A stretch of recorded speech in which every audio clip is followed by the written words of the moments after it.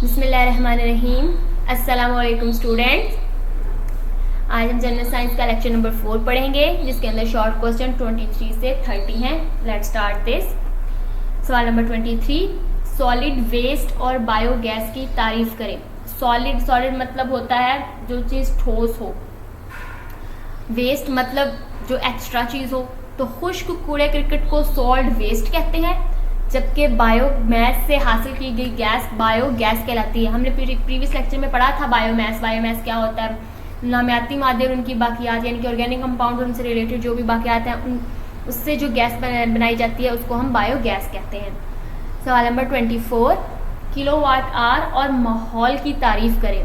Kilowatt hour electrical energy का unit है। Electrical energy के बारे में हमने पढ़ा था कि ऐसी एनर्जी जो कि हम चार्जेस के बहाव से बनाते हैं, उस एनर्जी को हम इलेक्ट्रिकल एनर्जी कहते हैं।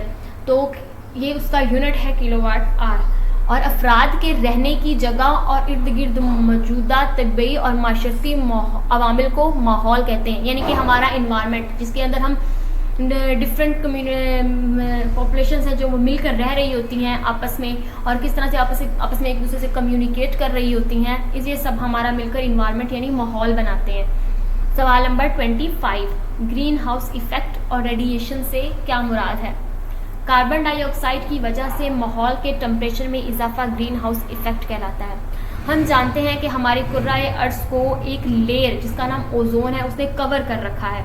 तो सूरज से आने वाली वो रेस या वो शुआएं जो ज़मीन पर नुकसान पहुंचाती हैं, ज़मीन को में जो जितनी भी चीज़ें उनको नुकसान पहुंचाती है, ओजोन लेयर उन्हें रोक लेती है अपने।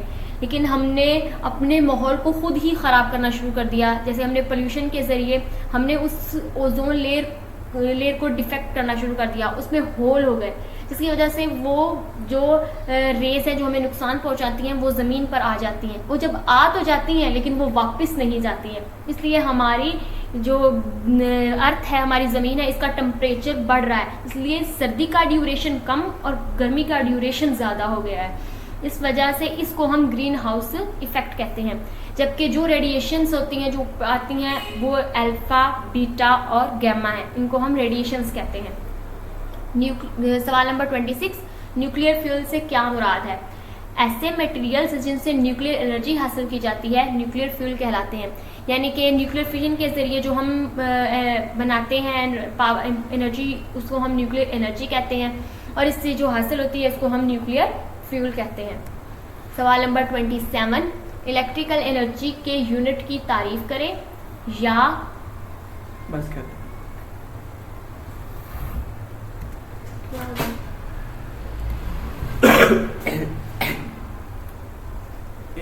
बोल। सवाल नंबर 27, इलेक्ट्रिकल एनर्जी के यूनिट की तारीफ करें या किलोवाट आवर की तारीफ करें। 1 किलोवाट आवर एनर्जी की वो मिकदार है जो 1000 वाट पावर की शय 1 घंटे में सर्व करती है। मतलब एक बॉडी है वो 1 घंटे के अंदर 1000 वाट पावर को इस्तेमाल करती है, तो हम इसे 1 किलोवाट आवर एनर्जी कहते हैं। सवाल नंबर 28, इलेक्ट्रिसिटी पैदा करने के 3 रिवायती और 5 गैर रिवायती तरीक़ों के नाम लिखें।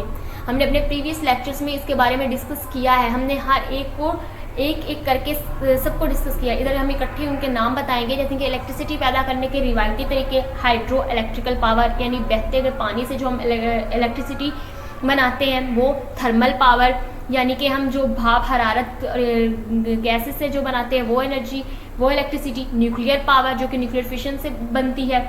जबकि गैर रिवायती तरीके इनके सोलर पावर यानी कि वो इलेक्ट्रिसिटी जो हम सूरज से हासिल करते हैं, विंड पावर जो कि हम हवा से हासिल करते हैं, टाइडल पावर यानी कि जो लहरों से मिलती है, जियोथर्मल यानी कि ज़मीन के अंदर जो गहराई के अंदर जो गर्म पानी होता है उसकी भाप से जो बनाई जाती है एनर्जी, और सॉलिड वेस्ट यानी कि वो कूड़ा करकट वगैरह से जो हम बिजली बनाते हैं। सवाल नंबर 29, एनर्जी की बचत के कोई से 3 तजावीज़ लिखें। वैसे तो इसकी बहुत सारी तजावीज़ हैं, लेकिन यहाँ पे हम 3 के बारे में जिक्र करेंगे। गाड़ियों की बॉडीज़ हल्की बनाई जाएं ताकि कम ईंधन खर्च हो, यानी कि गाड़ी जितनी ज़्यादा बड़ी होती है उसमें ईंधन उतना ही ज़्यादा इस्तेमाल होता है। इस वजह से गाड़ियों की बॉडीज़ को हल्का रखना चाहिए ताकि ईंधन कम लगे। थोड़े फासले के लिए पैदल चलने की आदत डाली जाए, यानी कि हमें अगर थोड़ी सी जगह एक गली से दूसरी गली तक जाना है तो ज़रूरी नहीं है कि हम किसी मोटर का गाड़ी का यूज़ करें, हम पैदल भी चल सकते हैं।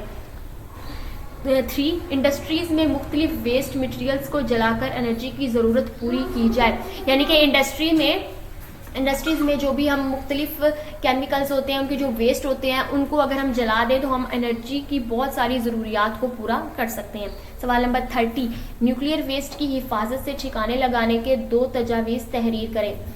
नंबर 1, ज़मीन के नीचे गहराई में सुरंगें खोद कर न्यूक्लियर वेस्ट में दफन कर दिया जाए या कंटेनर्स में सील बंद करके समंदर की तह में रख दिया जाए। मतलब ये कि हम ऐसे ही केमिकल्स के वेस्ट को ज़ाया नहीं कर सकते हैं, क्योंकि उससे ना सिर्फ इंसानों के लिए ये ख़तरा है बल्कि ये दूसरे बहुत सारी मखलूक के लिए, चरिंद परिंद, इंसान, हैवान, नबातात, सब के लिए नुकसानदेह है। इसलिए चाहिए कि हम गहराई में सुरंग खोद कर इसको दफन करें या फिर कंटेनर्स में सील करके हम समंदर की तह में रख दें। नंबर 2, न्यूक्लियर वेस्ट को रॉकेटों में भरकर खला या दूसरे सियारों में भेज दिया जाए या सूरज की तरफ रवाना कर दिया जाए। मतलब कि हम न्यूक्लियर वेस्ट को हम अपनी ज़मीन से ही बेदखल कर दें, यानी कि उसे खला में किसी दूसरे सियारे में भेज दें। थैंक यू स्टूडेंट एंड अल्लाह हाफिज़।